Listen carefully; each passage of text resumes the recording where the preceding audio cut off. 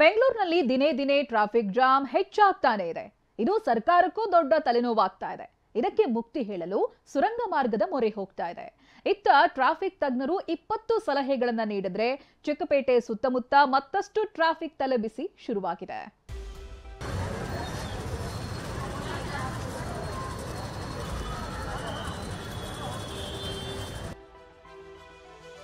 Majestic ಸುತ್ತಮುತ್ತ ಬೃಹತ್ ಕಾಮಗಾರಿ. ಚಿಕ್ಕಪೇಟೆ ಅವೆನ್ಯೂ ರಸ್ತೆ ಸಂಚಾರ 1 ತಿಂಗಳು ಬಂದ್. ನಗರದ ಹೃದಯ ಭಾಗದಲ್ಲಿ ಮತ್ತಷ್ಟು traffic jam.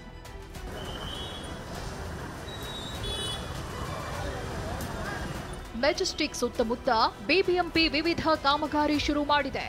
Chickpet, Nagarathpete, BVK Iyengar ರಸ್ತೆ ಸೇರಿ ಸದಾ ಗಿಜಿಗುಡುವ ಈ ರಸ್ತೆಗಳು ಇನ್ನೊಂದು ತಿಂಗಳು ಬಿಕೋ ಎನ್ನಲಿವೆ. ಇದರಿಂದ ಟ್ರಾಫಿಕ್ ಜಾಮ್ ಬಿಸಿ ಮತ್ತಷ್ಟು ತಟ್ಟಲಿದೆ.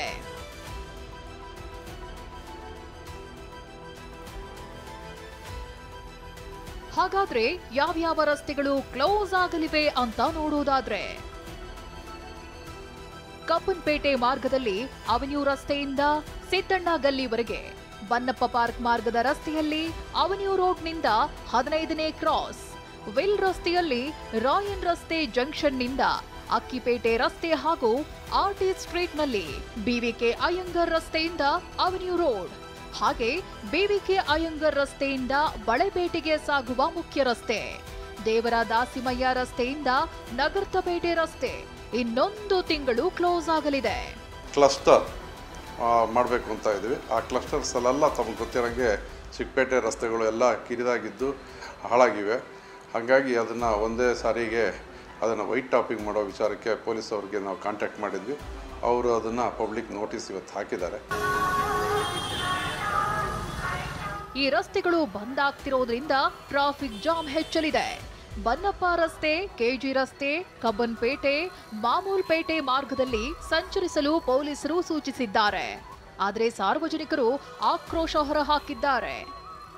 ಈಸಿಯಾಗಿ ಹೇಳ್ಬಿಡ್ತಾರೆ ಸರ್, ಇಲ್ಲಿ ಏನು ಪ್ರಾಬ್ಲಮ್ ಆಗ್ತಾ ಇದೆ ಯಾರಿಗೂ ಅರ್ಥ ಆಗ್ತಾ ಇಲ್ಲ. ಹಾಗೆ ಯಾಕೆಂದರೆ ಡೈಲಿ ಪೀಪಲ್ಸ್ ಇಲ್ಲಿ ಏನಿರ್ತಾರೆ ಅವ್ರಿಗೆ ತುಂಬ ನೋವಾಗ್ತಾ ಇದೆ. ನೋಡಿ, ನಾನು ಹ್ಯಾಂಡಿಕ್ಯಾಪು, ನಾನು 17th ಕ್ರಾಸಿಂದ ಇಲ್ಲಿ ಅವೆನ್ಯೂ ರೋಡ್ಗೆ ಬರ್ಬೇಕಂದ್ರೆ 20 ಮಿನಿಟ್ಸ್ ಆಗುತ್ತೆ. ಅಕಸ್ಮಾತ್ ನಾನು ಬಿದ್ದರೂ ಕೂಡ ಯಾರು ಎತ್ತಕ್ಕೆ ಬರಲ್ಲ. ಹೆಬ್ಬಾಳ ಟು ಸಿಲ್ಕ್ ಬೋರ್ಡ್ ಸುರಂಗ ಮಾರ್ಗಕ್ಕೆ ಗ್ರೀನ್ ಸಿಗ್ನಲ್. ಇನ್ನು ಹೆಬ್ಬಾಳ ಮಾರ್ಗದಲ್ಲಿನ ಸಂಚಾರ ದಟ್ಟಣೆಗೆ ಬ್ರೇಕ್ ಹಾಕಲು ಸುರಂಗ ಮಾರ್ಗ ಕಾಮಗಾರಿಗೆ ಸಚಿವ ಸಂಪುಟ ಇವತ್ತು ತಾತ್ವಿಕ ಒಪ್ಪಿಗೆ ನೀಡಿದೆ. ಹೆಬ್ಬಾಳ ಫ್ಲೈಓವರ್ನಿಂದ ಸಿಲ್ಕ್ ಬೋರ್ಡ್ವರೆಗೆ 12,600 ಕೋಟಿ ವೆಚ್ಚದಲ್ಲಿ ಸುರಂಗ ಮಾರ್ಗ ಕಾಮಗಾರಿಗೆ ಅನುಮೋದನೆ ಸಿಕ್ಕಿದೆ. ಅಲ್ಲದೆ 500 ಕೋಟಿ ಬಜೆಟ್ನಲ್ಲಿ 250 ಅಡಿ ಎತ್ತರದ ಸ್ಕೈ ಡೆಕ್ ನಿರ್ಮಾಣಕ್ಕೂ ಸಂಪುಟ ಅನುಮೋದನೆ ನೀಡಿದೆ. ಭೂಗತ ವಾಹನ ಸುರಂಗ ಅಂಡರ್ಗ್ರೌಂಡ್ ವೆಹಿಕ್ಯುಲರ್ ಟನೆಲ್ 12,690 ಕೋಟಿಗಳ ಅಂದಾಜು ವೆಚ್ಚದಲ್ಲಿ ನಿರ್ಮಿಸುವುದಕ್ಕೆ ರಾಜ್ಯ ಸಚಿವ ಸಂಪುಟ ಇವತ್ತು ತಾತ್ವಿಕ ಅನುಮೋದನೆಯನ್ನು ನೀಡಿದೆ. ಟ್ರಾಫಿಕ್ ಸಮಸ್ಯೆ ನಿವಾರಿಸಲು ತಜ್ಞರ 20 ಸೂತ್ರ. ಬೆಂಗಳೂರು ಟ್ರಾಫಿಕ್ನಿಂದಲೇ ಕುಖ್ಯಾತಿ ಪಡೆಯುತ್ತಿದೆ. ನಗರದಲ್ಲಿ ಹೆಚ್ಚಾಗ್ತಿರೋ ಟ್ರಾಫಿಕ್ ಸಮಸ್ಯೆ ಬಗೆಹರಿಸಲು ಟ್ರಾಫಿಕ್ ತಜ್ಞ ಶ್ರೀಹರಿ, ಜಂಟಿ ಪೊಲೀಸ್ ಆಯುಕ್ತ ಅನುಚೇತ್ಗೆ 20 ಸೂತ್ರಗಳ ವಿಶೇಷ ವರದಿ ಸಲ್ಲಿಸಿದ್ದಾರೆ. ಈಗ ಬೆಂಗಳೂರಿನಲ್ಲಿ ಮೆಟ್ರೋ ಬಂದಿದೆ. ಮೆಟ್ರೋ ಅಂತ ಇಳಿದ ಮೇಲೆ ಎಲ್ಲೋಗ್ತಾರೆ ನೆಕ್ಸ್ಟ್ ಅವರು?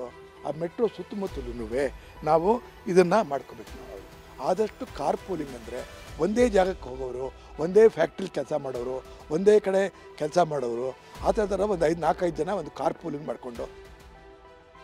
ಅಂದ್ಹಾಗೆ ಮೆಟ್ರೋ ಸಂಚಾರಕ್ಕೆ ಉತ್ತೇಜನ ನೀಡಬೇಕು. ರಸ್ತೆ ಬದಿ ಪಾರ್ಕಿಂಗ್ಗೆ ಅವಕಾಶ ಕೊಡಬಾರದು. ಕಾರ್ ಪೂಲಿಂಗ್ಗೆ ಅವಕಾಶ ನೀಡಬೇಕು. ಮನೆ ಮುಂಭಾಗದ ರಸ್ತೆಯಲ್ಲಿ ಕಾರು ನಿಲುಗಡೆಗೆ ಅವಕಾಶ ಕೊಡಬಾರದು. ಒಂದು ಸ್ಥಳದಿಂದ ಮತ್ತೊಂದು ಸ್ಥಳಕ್ಕೆ ಲಾಸ್ಟ್ ಮೈಲ್ ಕನೆಕ್ಟಿವಿಟಿ ಕೊಡಬೇಕು. ಕೆಲ ರಸ್ತೆಗಳಲ್ಲಿ ವಾಹನ ಸಂಚಾರಕ್ಕೆ ತೆರಿಗೆ ವಿಧಿಸಬೇಕು. ಬೆಂಗಳೂರು ಬಳಿಕ 1 ಮತ್ತು 2ನೇ ಹಂತದ ನಗರಗಳ ಅಭಿವೃದ್ಧಿ ಸೇರಿದಂತೆ 20 ಅಂಶಗಳ ಸಲಹೆ ನೀಡಿದ್ದಾರೆ. ಅದೇನೇ ಇರಲಿ, ನಗರದಲ್ಲಿ ಟ್ರಾಫಿಕ್ ಜಾಮ್ ತಪ್ಪಿಸೋ ನಿಟ್ಟಿನಲ್ಲಿ ಸರ್ಕಾರ ಮಹತ್ವದ ಹೆಜ್ಜೆ ಇಡಬೇಕಿದೆ. ಕಿರಣ್ ಸೂರ್ಯ ಜೊತೆ ಶಾಂತಮೂರ್ತಿ, ಟಿವಿ9 ಬೆಂಗಳೂರು.